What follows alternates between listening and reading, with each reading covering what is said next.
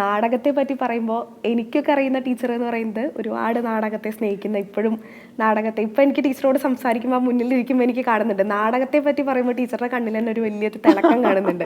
ഭയങ്കര ഒരു കൗതുകം നാടകത്തെ പറ്റി പറയുമ്പോൾ, നാടകത്തെ പറ്റിയും അതോടൊപ്പം അതിൽ ആ അരങ്ങാണ് ടീച്ചറുടെ ഒരു ജീവിതം തന്നെ തോന്നിപ്പോവാണ്. അപ്പോൾ നാടക വിശേഷങ്ങൾ എങ്ങനെയാണ് ഇപ്പോഴത്തതും ഇപ്പോൾ നടന്നുകൊണ്ടിരിക്കുന്നത് ഇനി വരാൻ പോകുന്നതുമായ നാടക വിശേഷങ്ങളൊക്കെ എങ്ങനെയാണ്? നാടകം ഞാൻ ചെറുപ്പം മുതലേ നാടകം കളിക്കായിരുന്നു. ഞാൻ 1-ാം ക്ലാസ് 4-ാമത്തെ വയസ്സിൽ ഞാൻ ഒരു ആംഗ്യപ്പാട്ടോട് കൂടിയിട്ടാണ് പാവക്കുട്ടിയൊക്കെ പിടിച്ചിട്ട് സ്റ്റേജിൽ കയറിയത്. അത് കഴിഞ്ഞിട്ട് പിന്നെ LP സ്കൂളുകളിലൊക്കെ ഞങ്ങൾ ഡ്രിൽ പീരീഡ് നാടകം കളിക്കുമായിരുന്നു. വെറുതെ കെട്ടിച്ചമച്ച നാടകങ്ങൾ. അപ്പോൾ ബാഗിലൊക്കെ ഇങ്ങനെ ലുങ്കിയും തോർത്തൊക്കെ കെട്ടി ഒളിപ്പിച്ച് വെച്ച് കൊണ്ടുവരും. എന്നിട്ട് ഞങ്ങൾ ഡ്രിൽ പീരീഡ് കൂട്ടുകാരൊക്കെ ആയിട്ട് ഇങ്ങനെ നാടകം കളിക്കും. അപ്പോൾ ഇവർക്കൊക്കെ ഭയങ്കര സന്തോഷമാണ് ഇങ്ങനെ നാടകം കളിക്കുക എന്ന് പറയുമ്പോൾ. പിന്നെ ഡാൻസും എല്ലാം.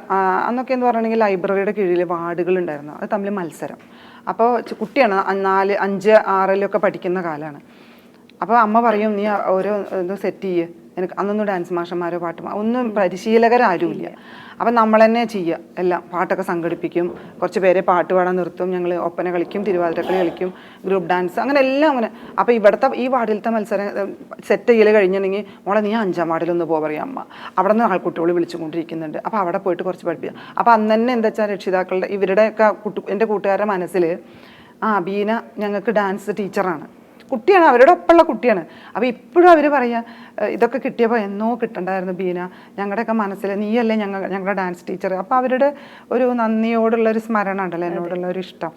അങ്ങനെ വന്ന് പിന്നെ ഹൈസ്കൂളിലൊക്കെ എത്തിയപ്പോഴാണ് നാടകത്തിനെ സീരിയസ് ആയിട്ട് കാണാനായിട്ട് എൻ്റെ പാണിമാഷ് പഠിപ്പിച്ചത്.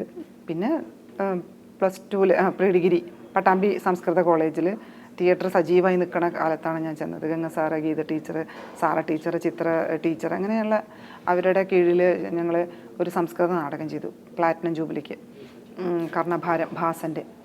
അത് മലയാളീകരിച്ചിട്ട് ഞങ്ങൾ യൂണിവേഴ്സിറ്റിയിൽ പങ്കെടുത്തു. അങ്ങനെ അപ്പോൾ ഞാൻ മിമിക്രി സ്റ്റേറ്റ് ഫസ്റ്റൊക്കെയാണ് 10-ാം ക്ലാസ്സിൽ പഠിക്കുമ്പോൾ.